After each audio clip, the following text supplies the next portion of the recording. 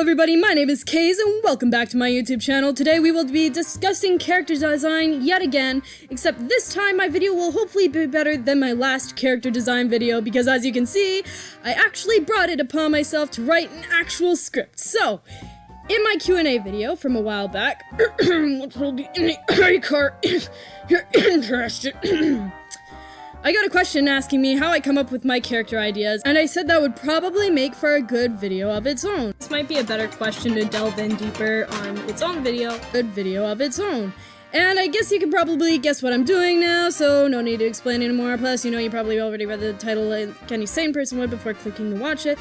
So, how do I come up with ideas, and how can you do the same? Well, I've come up with 3 different ways that I have come up with ideas in the past to share with y'all on this fine day. Numero 1. Getting inspiration from a concept. Zap dos. Getting inspiration from a pre-existing character. And 3. Filling out a need for story. Okay, that's it. We are finito. Thank you for watching, and this joke has been done before. Let me explain in detail now. So, what do I mean by getting inspiration from a concept? Well, I actually mean 2 different things. Yep, number 1 has 2 subcategories. Way to make things complicated, me, woo! Anyway, first subcategory, imagining a scenario. Have you ever listened to music or watched a film or whatnot and daydreamed a new character to lip sync it? If your answer is yes, then I have no need to explain any further. However, I will just in case your answer was a no. I daydream, like a lot, and I do it before bed, I do it while I'm supposed to be working, while I'm choring, and yada yada yada. This will also happen when I listen to music, and I imagine my characters singing to songs sometimes, or I'll imagine a completely new character singing to a song. Not all the time, though, just like when the song suits a character, I guess. I don't just always 100% listen to songs and go like, my character must sing to this.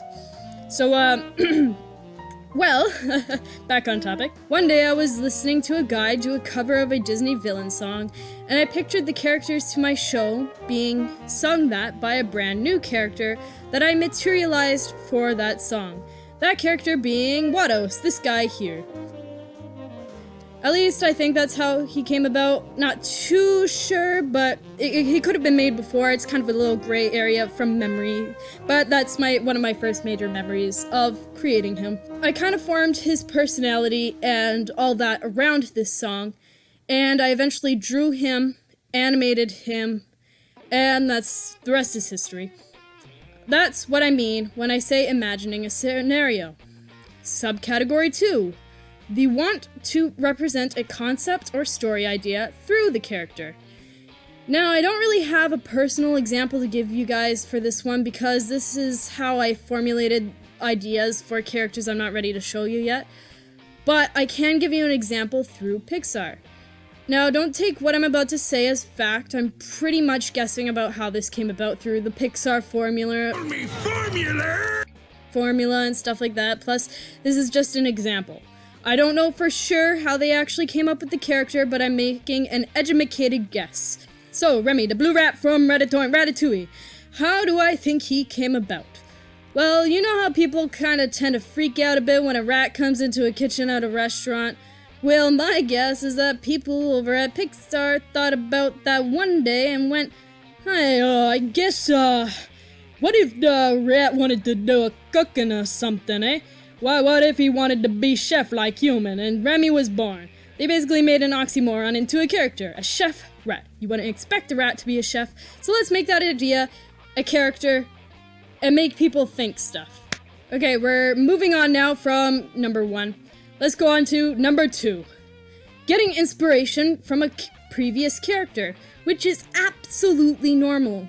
It is not stealing to be inspired by another character, as long as your character is still different in its own thing. I don't mean recolored characters, yeah, it gotta be a little bit more original than that. An example of a character I have that is heavily inspired by a mix of other characters is Carlos the German Shepherd. He was inspired by a mix of Charlie from All Dogs Go to Heaven and Lucky from that Pounds Puppy cartoon. He's actually one of the oldest original characters I have, and I used my super daydreaming skills to make an entire story with him that I wanted to make into movies and stuff. But I don't know if I'm still gonna do that because some elements from that story is seeping into my cartoon, which I feel is better planned out story-wise, and I don't want to be repetitive with my stories in the future and yada yada. But yeah, I made him when I was really young, and he actually started out basically being a fan fiction in my toddler mind of all dogs go to heaven, and stayed that way for a bit until I realized, hey, maybe instead of using someone else's character, I should make my own. So I designed a new version of Charlie in my head in the form of Carlos. Both design-wise and personality-wise, he became his own character with his own story. So it's not just a copy of Charlie. I changed up his personality and everything, and it just sort of evolved over time into his own thing. But he was still very much inspired by Charlie from All Dogs Go to Heaven. Number 3. Just needing to fill out a role in a story. Nothing much to it, really. If you're making a story and you need a character to do a thing, and you make a character so that it can do that thing. Sahara was one of these characters. I needed a stoic love interest character, so I made one. Now, of course, she's more than just a one-dimensional love interest, but that's just how I got the idea to make her. Surprise number 4, because I forgot about this really simple thing that happens a lot. Inspiration from seeing stuff.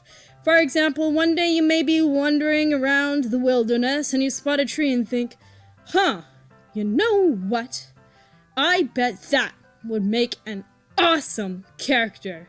In fact, that has happened.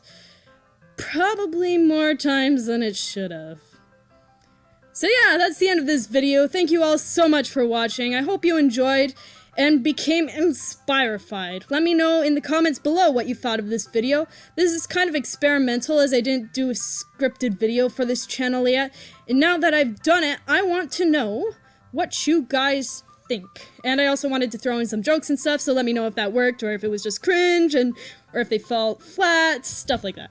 So yeah, let me know what you think in the comments below about that, and also let me know if you have any suggestions for my next video. Do you guys have any more questions you want to ask about art, or about my personal arting experience, or do you want me to draw something, do a tutorial, anything really.